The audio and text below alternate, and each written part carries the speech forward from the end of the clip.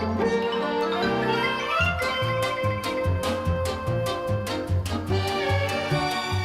everybody, it's Chris Eads, known online as Wootini, here with another Gay Gamer video podcast for y'all.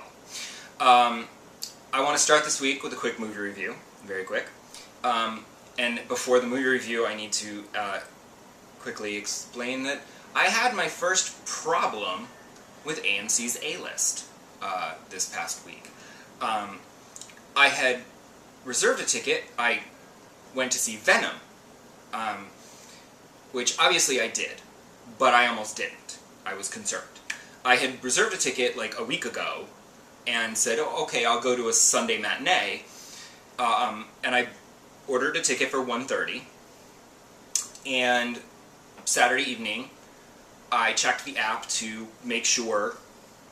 I couldn't remember. I was like, I think it's 1:30. And instead of checking the email, I checked the app, and the app said it was at 1:10. And I'm like, 1:10? I thought it said 1:30, and I checked my email said 1:30. So I'm like, oh, good thing I checked the app, they must have changed the time of the movie. And then Sunday morning, I'm like, let me just make sure that it's 1:10 or 1:30. Let me check the actual show times and not my reservation. I'll check the actual show times. And they had a 1:10 show time. So I'm like, okay, it's at 1:10. Except the 1:10 show time was a standard showing, not a 3D like I had paid for.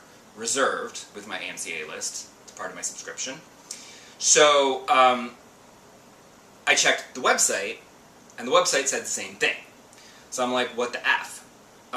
So I actually called the movie theater, which nobody ever does. And it turns out they don't even offer... Remember when you used to call movie theaters and they'd be like, our showtimes are blah, blah, blah, blah, blah, blah, blah, blah. You get this recording. This was a recording that was basically like, hi, if you want showtimes, go to the website. But they said if you want to speak to somebody, press 0. And I'm like, oh, I can speak to somebody, good. And I pressed 0, and she was like, hi, how can I help you? And I'm like, yeah. So I ordered a ticket for 1:30, but now it's saying it's at 1:10. She's like, yeah, there is no 1:30 showing, it's at 1:10. I'm like, except that it says it's 2D, and I bought a 3D ticket. And she's like, no, it's 3D. And I'm like, okay. I trust you more than I trust the website. So I went, and I was initially concerned when she didn't give me glasses, and she's like, oh, the glasses are downstairs. I'm like, okay. So it's in 3D. It was. She did, while I was pulling up the email on my phone, because the app wanted me to log in again, so it was quicker to just pull up the email with the ticket code for her to scan. She's like, what movie are you seeing? I said, Venom. And she's like, oh, here. And she hands me this, which is a comic book that you get for free at AMC theaters. It's an AMC theater promotion, it's official movie collectible, exclusive, not for resale. Although why anyone would want to pay money for this, I don't know. Because I got in as they were starting the trailers, so I actually I read it on the train home. It's like 6 pages long. It's wafer thin. It's actually an adaptation of one of the key scenes in the film, and like Venom's first big appearance. So if you got there early and you flipped through this and read it before the movie, you basically spoiled one of the best scenes in the film. Although it's better in the movie than it is in this comic, it's not the best artwork. So it's better in the movie, But still, it's like, what the hell? And then there's like an epilogue, which is like a 2-page scene that adapts another great moment in the movie. It's like, why are you spoiling this movie for people? They should give this to people on their way out, not on their way in. I'm assuming it's some kind of like sampler from the actual official movie adaptation comic. Is there one? I mean, it's what it looks like.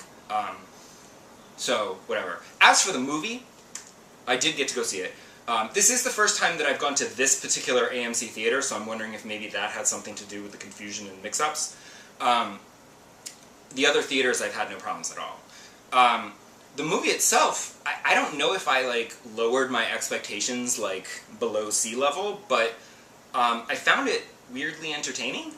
Like the early reviews, and everybody was saying, they're like, oh, it's trash, it's so bad, it's crap.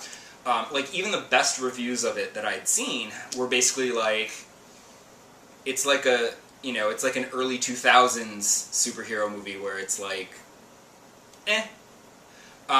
And in the end, it is kind of, like, inconsequential. I was a little disappointed that it doesn't even try to tie in to the Marvel Universe.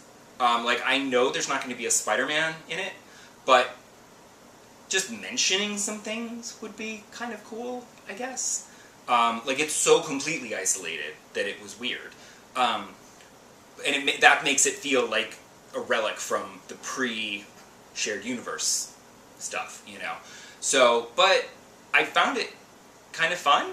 Like, I found it was entertaining. It was kind of funny, but not, like, stupid funny. Like, I mean, I guess it was kind of stupid funny, but it's, like, on purpose stupid funny. It was amusing. And weirdly, and this is coming from the guy who hates the DC dark, violent, grim movies and likes the Marvel happy, fun movies, I wanted this to be darker. I mean, I get that they were going for, like, a dark comedy, but I wanted them to push it a little more, because it's PG-13, so it's violent, there's a lot of death, but there's no gore, and he says shit a lot, but I'm not sure if he says fuck. You're allowed, like, one fuck in a PG-13 movie, as long as it's not a sexual reference. I believe that's the rule. But he says shit a lot.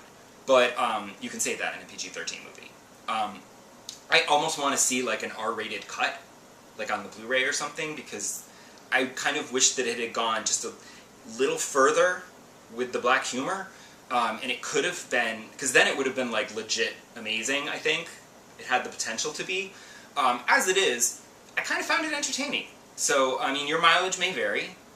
I also do wonder, like, I've wondered this in the past when I've gotten, like, free movie screening tickets for, like, a preview of something, and I come out of it and I'm like, hey, I kind of liked that. And everyone's like, what are you talking about? And I'll think, oh, well, yeah, if I had paid $21 to see this movie, I don't feel like it was worth $21. But as part of my A-list movie subscription, like, I need to see at least, you know, 4 or 5 movies to make it worth my $20. So, like, if I see 4 or 5 movies, this movie will have cost me $4 or $5, and it's totally worth $4 or $5. I'd go as high as, like, 9 or 10. But I wouldn't pay $21 for this movie. I mean, it was $21 because it's a 3D movie ticket. But again, the 3D, with the symbiote stuff, you'd think that it would be, like, a lot of fun. And I feel like the last, like, 20 to 30 minutes are fun, and then they kind of had some fun with the 3D. But, like, everything leading up to it was, it was like, meh 3D. And they could have pushed it a little more. Just like I feel like they could have pushed the movie a little more. But, this is my tentative good review of it, if you're intrigued. Check it out. As for gaming, on the Spider theme, I've actually made quite a bit of progress in Spider-Man. It's still slow going because I can't quite seem to stop myself from stopping every 5 minutes to take a pretty picture in photo mode. I have a problem. But because No Man's Sky didn't have a community event this past week, I've been playing more Spider-Man. So I've actually made some progress, and in the story, not just on side quests and busy work and photo mode. I've progressed in the story. I think I'm probably, like, just over the halfway point, maybe. Not quite, like, 3/4. It's hard to tell. I know there's a percentage, but I don't always look at it. And I don't know if that's, like, the story. I feel like it's not just the story, it's the whole game, where I haven't done all the other side quest stuff. I have done some. Like, I finished the Black Cat one because there were only, like, a dozen of the locations, so it was really easy to get to all of them and finish it, so that I could have a sense of accomplishment. Though I didn't like the reward that you get a suit, but it's like, it's all black. I'm just like, ugh. I keep playing with the classic costume, because I'm a classic costume kind of guy. And I also finished the backpack side quest. I found all of those. So that was fun.